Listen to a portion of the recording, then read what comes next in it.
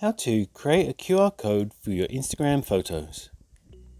In this short video, I'm going to show you how you're able to create a QR code for your Instagram photos.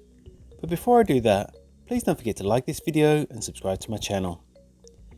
Okay, so open up the Instagram app on your mobile device, then head over to your profile by tapping on the profile icon in the bottom right hand corner. Once you're in your profile, scroll down to see your Instagram photos and tap on the one that you'd like to create a QR code for. So I'm going to tap on this one. Next, tap on the three dots in the top right hand corner of the post. And then on the next menu, there's the option to tap on QR code. So tap on that one. And as you can see, it's now generated a QR code for this post.